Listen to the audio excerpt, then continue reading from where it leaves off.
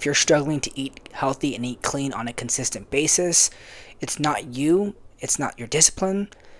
You don't need more motivation or more willpower. It's actually the things around you and surrounding your environment.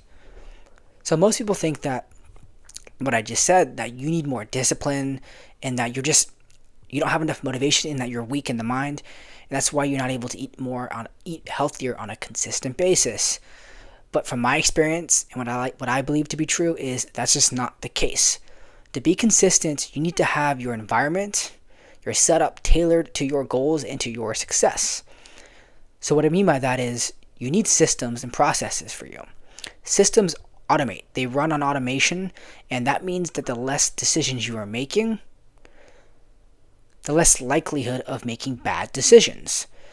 You eliminate the point of failure, which means that, I'm going to explain this more after I get into the points I'm going to make here, is that the more choices you make, that you create for yourselves, the more likelihood of making bad decisions.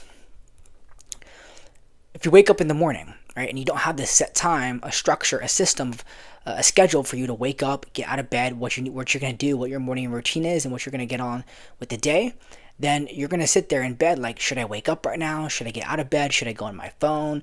What app should I go? How long should I scroll for? Finally, I'm up now. What should I eat for breakfast? Should I even eat breakfast? And you're making all these choices. And even if someone no, it's impossible for us humans to have perfect decision making and to just have perfect discipline. So you're not going to be able to make the right choice of, let me get up right when my alarm said to get up. Let me not go on my phone. Let me go do my morning routine that I set myself, that I told myself that I was going to do, or what I think I should do, and go eat the breakfast that I need to eat. That's not going to happen every day or 7 days a week for years for you to go accomplish your goals. So I bring that same mindset into eating clean and healthy for a consistent period of time. To start, you need to have fewer food options, and more repeatable meals. This just helps keep consistent. When you eliminate all these other meals and these options, then it's harder to be consistent every day. So first thing is repeatable meals, right? You don't have to have the same food, eat the same food all the time forever, but maybe for a week or 2 weeks you eat the same few options. This is going to help you be more consistent and to set up your system and your plan. Number 2 is you need to simplify food categories. So that is your proteins, your carbs, your fats, and I like to include my dairies. Your proteins are going to be very simple. It's going to be around chicken, meat, so beef, eggs, fish, salmon. Those are going to be your proteins. Your carbs is going to be bread, rice, potatoes, fruits, vegetables. Those are your carbs. And then a few options for fats is like cheese, olive oil, butter. And then dairy is also like milk, cheese, yogurt, stuff like that. So that's going to be simplifying your food categories. When you break that down, everything becomes more easy and organized. And as you probably realized right now, desserts and candies and snacks, those don't have a category because those aren't real foods. Which leads me to my next point. So when you're thinking about what to eat and how to plan your meal plan and your diet, look for natural, high-protein sourced foods put here on this earth, not foods processed in a factory or made in a lab. So natural foods are foods like all the ones I just mentioned, like chicken, rice, potatoes. Think about it this way. If it's not put here on this earth, if you can't grow it, if it's not made in the garden, if it's not from an animal, if it's not here on this earth, it's probably not good for you, or it's going to help you towards your goals. Think about it this way. If you go to the store and you see a food option that has packaged in a label and that has like 100 different ingredients, and you're like, is this food actually from this earth, or is it man-made in a factory or a lab? If it's made in the factory or lab, it's not going to be healthy for you.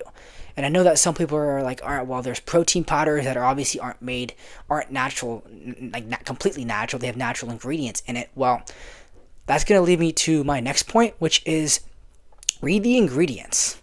I'm not saying go line for line and sit there for a few minutes reading the ingredients. No. Flip to the back. Obviously, you're going to be looking at calories, proteins, whatever, if that meets your specific goals. But eyeball the ingredients. So when it says ingredients, go under it. If there's 150 ingredients that you probably have never heard of, it's probably not healthy for you. You want the lesser the ingredients. So if there's a protein powder that has 5 ingredients, probably a lot healthier than a protein powder that has 50 ingredients with sugars and natural preservatives that you've never heard of. So this is just a trick that you can use in your head that, all right, is this healthy for me? I'm going to look at the ingredients label.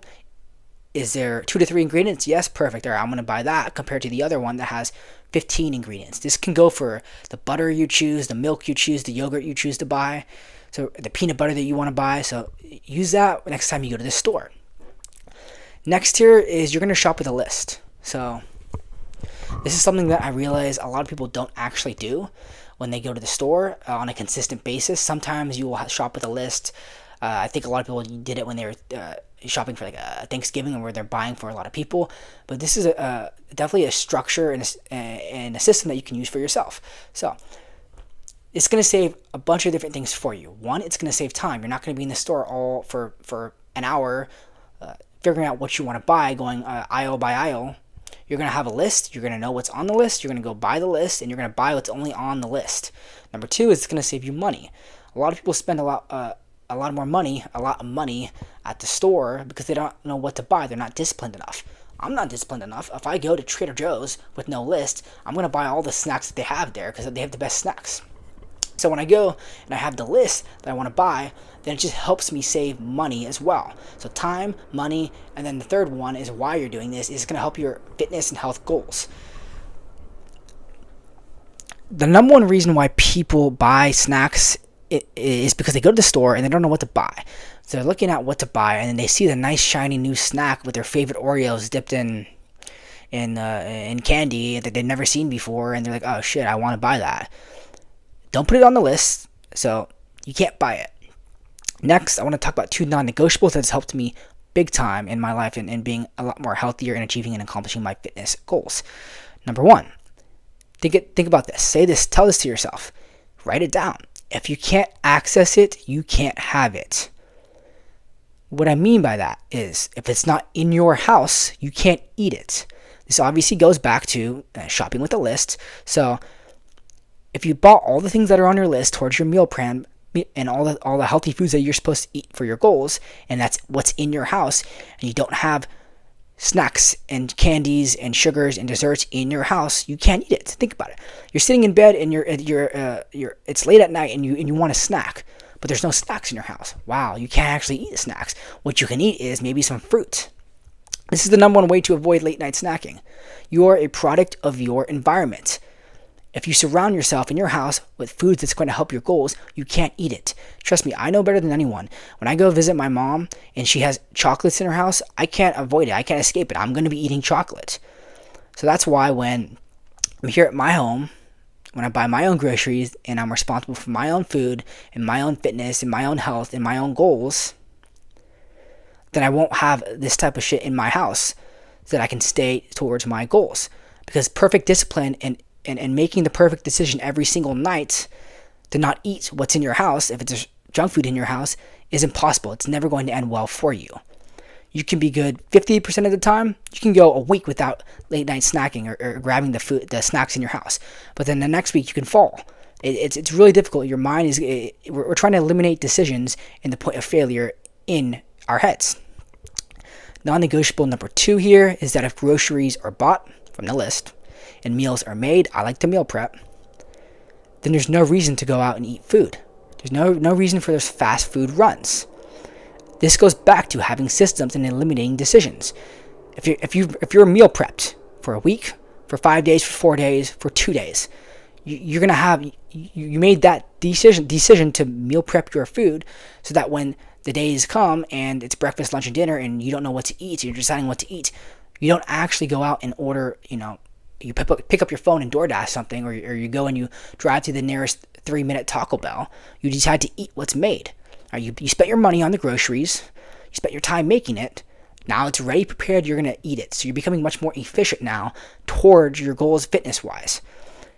A lot of people have some trouble with fast food runs, but when you really dial in these strategies and these concepts, it becomes much easier to succeed and be consistent, because anybody can do something once. Anybody can wake up early once. Anybody can eat healthy once. But the goal here is to find something sustainable for your life. And what I don't want to really come off here is that you have to, count all the exact calories in your life. You have to only eat chicken and rice every single meal, and you can't have late night sex. No, obviously not. You find what works for you, for your goals, for your lifestyle, for your budget, for the way you want to live your life, and tailor it with a system. Follow it up with a system that works for you. You got to make things work for you, not for them.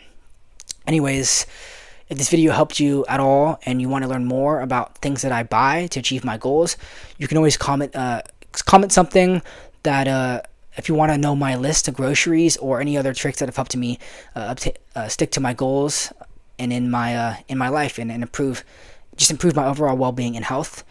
In this page, I post a lot about real estate and mindset and wealth, but I'm really, really, really passionate about fitness and improving your health and accomplishing your goals inside the gym and outside the gym.